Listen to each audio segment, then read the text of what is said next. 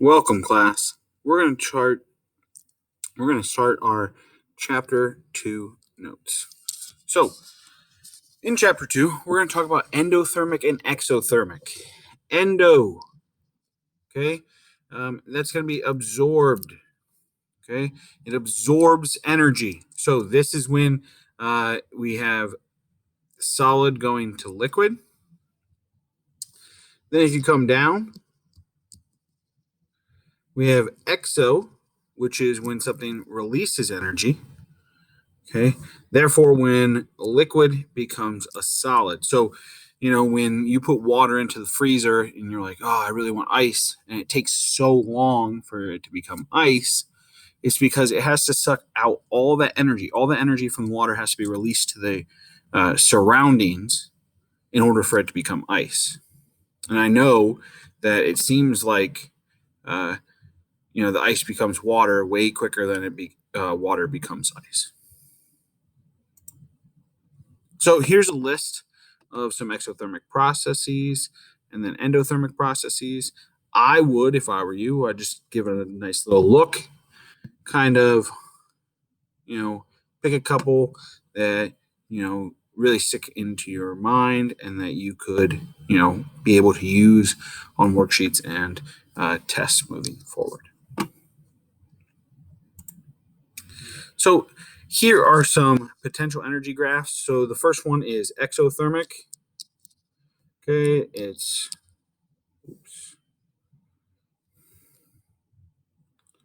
exothermic.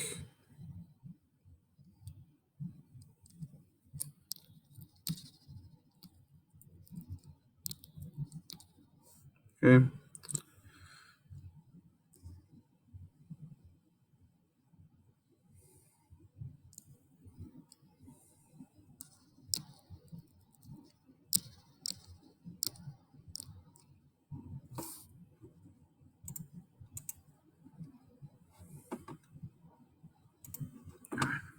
So it's exothermic.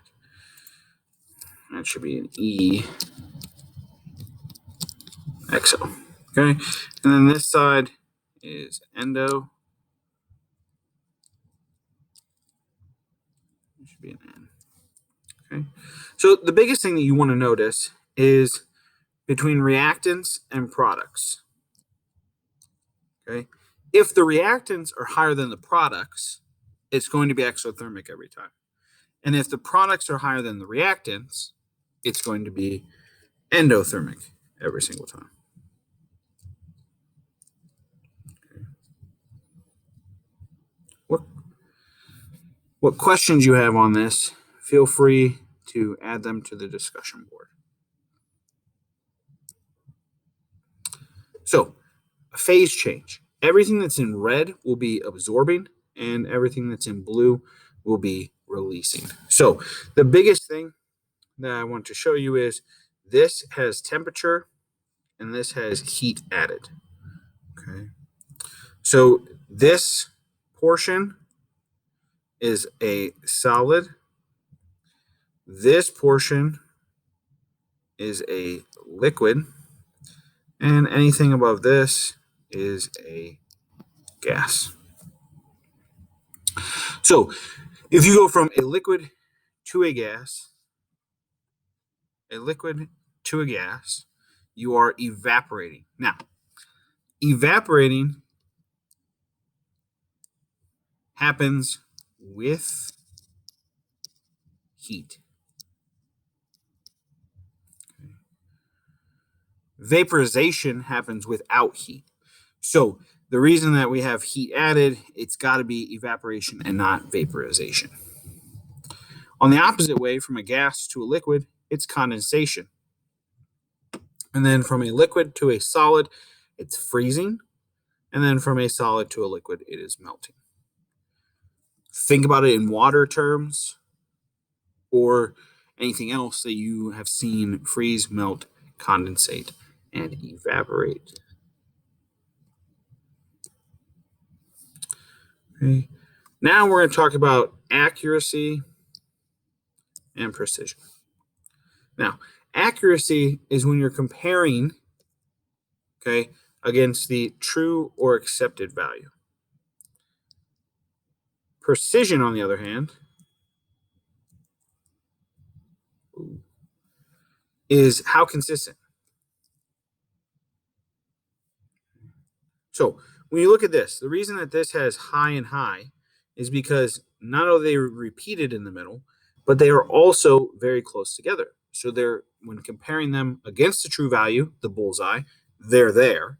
And then when comparing them to each other, they're very similar, aka consistent. This one has a high precision because they're all in a big old bundle. It has low accuracy because it's nowhere near the bullseye. This one, the third one, has high accuracy because they're all kind of close to the bundle or the middle. Okay.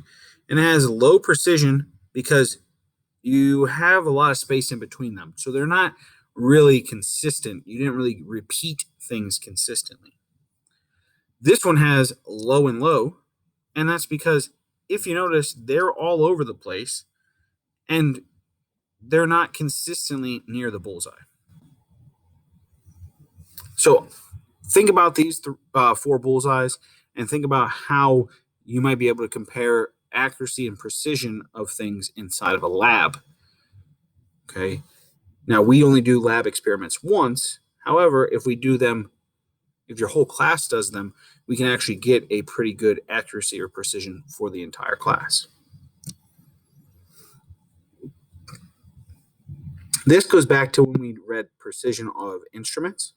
So if you look at this, you have from 0 to 1, there are 9 markings, okay, which really means there are 10 steps.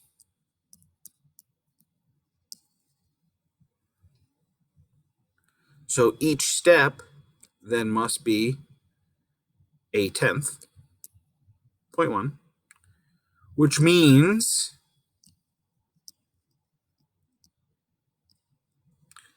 our precision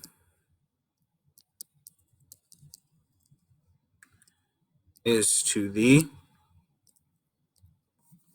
hundredths place. So when you read that one, let's see, it's 0.1, 0.2, 0.3. It's about 0.34 centimeters.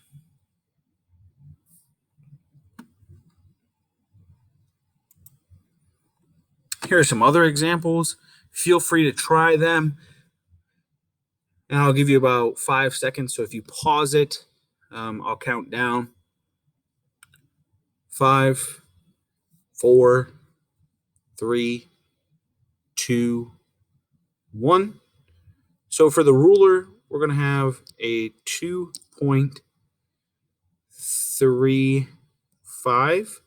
That would be centimeters. On this graduated cylinder, we're going to have, I'd say, 42.1 milliliters.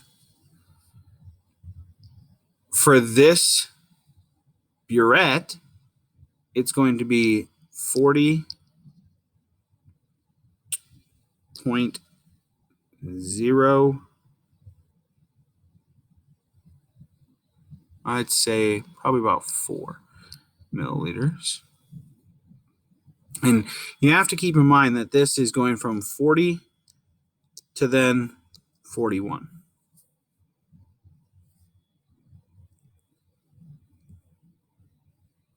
All right, so let's review a little bit of our sig figs and rounding.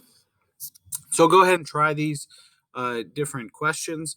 Again, I'm going to count down from 5. So if you're getting close and you're still trying them, go ahead and pause the video. 5, 4, 3, 2, 1. So if we're talking about just numbers of sig figs, okay, this has a decimal place, so the 0 does count. This becomes 4. This one has a decimal place, but we never count leading zeros, so this only has 1. This one has a decimal place. We count lagging zeros and sandwich zeros, so this has 4. Moving on to questions 4 through 6, we're rounding to 3 sig figs. So I'm going to underline the third sig fig in all of these. 4 should be 40.6. 5 should be 210 with a decimal place. The decimal place makes the 0 significant. And finally, number 6 should be just 209. Now we're going to move on to some calculations. Keep in mind that when you calculate, you need to take into consideration the sig fig rules when multiplying or adding. So multiplication is the least total. So when I multiply this, it's going to be 420 centimeters squared. When I round this, 10 only has 1 sig fig, 42 has 2, so my final answer can only have 1. So I'm going to write it as 400 centimeters squared. The zeros are not significant because there are no decimal places. On the next question, you're going to add them together. In your calculator, you'll get 22.58, and that would be in grams. We're going to go ahead and reduce that down to the proper number of sig figs. This one has 1 pass. This has 2 passed. The last common place value they have is the tenths, so I can only have to the tenths, giving me a final answer of 22.6 grams. All right, that was some good review of things that we've done in Chapter 1, and we'll continue to do in Chapter 2 and beyond. The biggest thing that we want to talk about is scientific notation. So when we're talking about big numbers, okay, we're talking about, millions and bigger. So on these ones, you're going to move the decimal left, okay, so that there's only 1 non-zero in front of the decimal. So for example, you can have a number 1 through 9, decimal place, the rest of your digits, and then times 10 to however many places you moved. Okay. The value of your exponent becomes more positive for every step that you move. Okay. So let's go ahead and try these examples. This one, we're going to move 1, 2, 3, 4 spots. So that's going to give us 3.598 because those zeros are significant, times 10 to the 4th. That is a 10 to the 4th. Okay. The next question .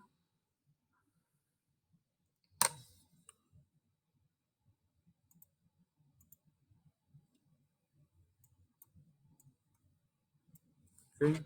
We're going to move the decimal over. It's going to move 1, 2, 3, 4, and 5, giving us 4.5781 times 10 to the 5th. The 0 on that one is not significant because there was no decimal place present before we moved it. So that's how we convert big numbers into little numbers in scientific notation. So let's talk about the opposite. How do I take a little number and make it semi-big? So this is going to be for little numbers. Okay. This is when we're moving the decimal to the right.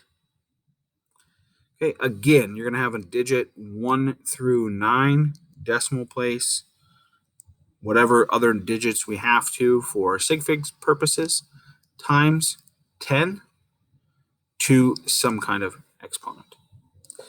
These become more negative the further you move them along. So let's go ahead and let's try some examples. So for the first example, we're going to move it over 1, 2, 3, 4, and 5, making it 4.82 times 10 to the negative fifth. For the next example, it's just moved 1, 2, so it becomes 1.670 times 10 to the negative third. Now, hopefully you see a little shortcut in the fact that if you count the number of zeros you have to move back, add one more, that's going to be your negative number on your 10. So that was moving little numbers to semi-big ones. So let's talk about subtracting and addition in scientific notation. The biggest thing about this, okay, is you have to make sure that they have the same exponent on the 10, okay, before you do any of the subtraction if you're showing it by hand. So let's work through some examples. If you're plugging it into your calculator, just make sure that you're putting parentheses. So the first thing that we want to do is we want to make one of these a 10 to the 6th. So we want to make this into a 10 to the 6th or make this into a 10 to the 5th. Okay. By moving this decimal back 1, it became more negative by 1, making it 10 to the 5th. Now we can subtract. So you're taking 45 minus 2.3, giving you 42.3 or 42.7, I'm sorry, times 10 to the 5th. Now we're going to readjust the decimal place to put it into proper scientific notation, giving us 4.3 times 10 to the 6th. Now we're back into proper scientific notation, and this would be the final answer that we were looking for.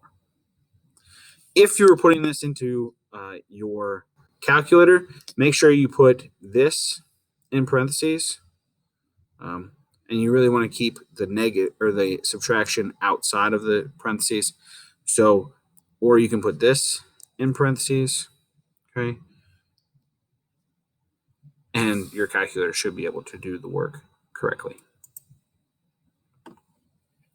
All right, multiplication.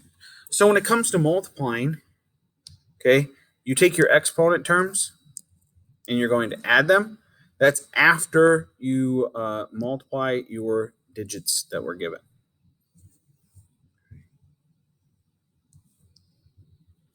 So if you just read along, don't forget to change your exponents after if you need to increase them or decrease them after you actually multiply your numbers.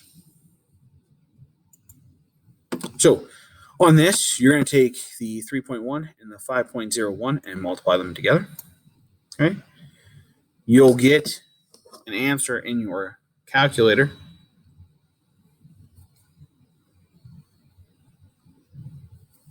of 15.531. Now you're going to take your exponents and you're going to add them together. So you'll get 10 to the 7th.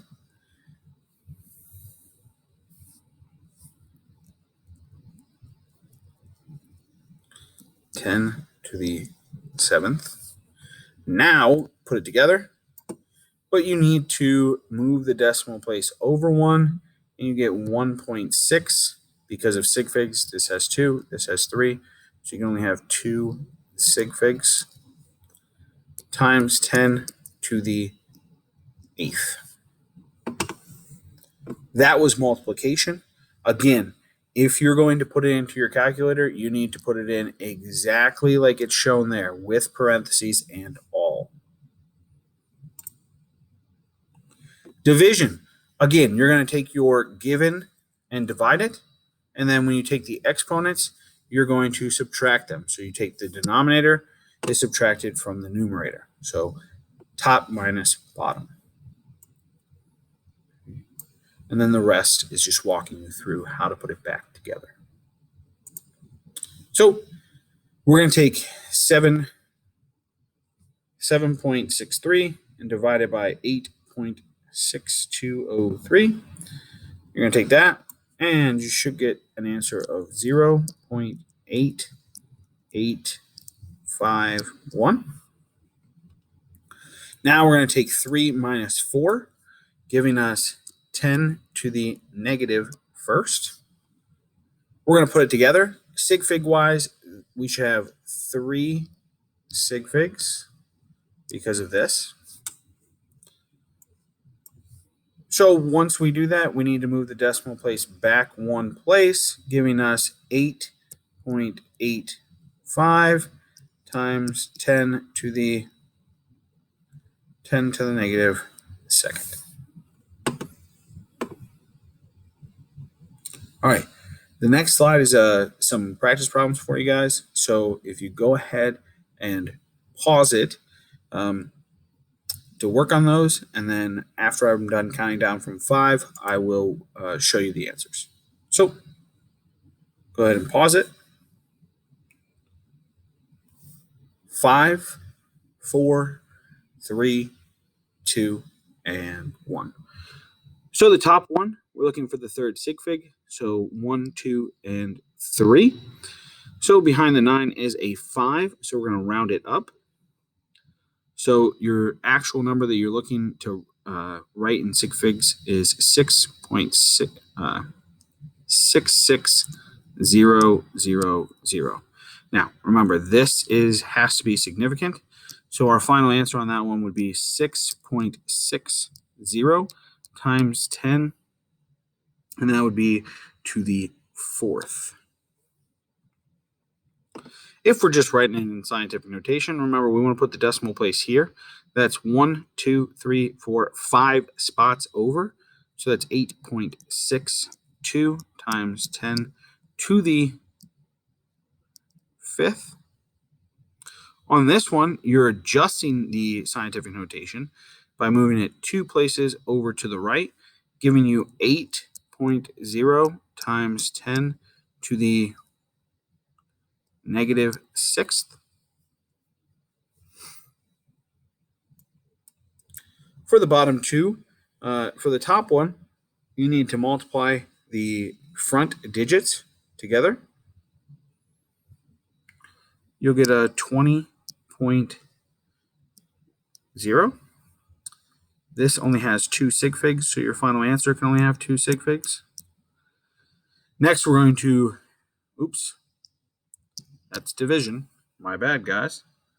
2.33 divided by 8.6, giving us an answer of 0.270.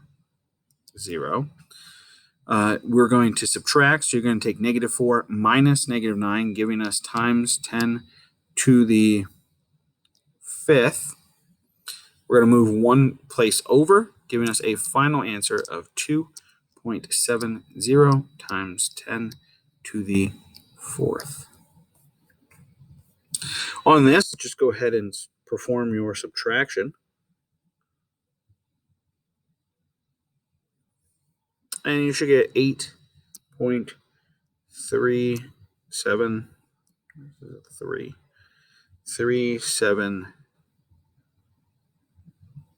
The only reason I stopped there was an 8 past the decimal place. This has a 4 past the decimal place. So you can only have 1 digit past. The 7 is going to round the 3 up, giving you 8.4. Since you don't have to move the decimal place, you need to put times 10 to the 0.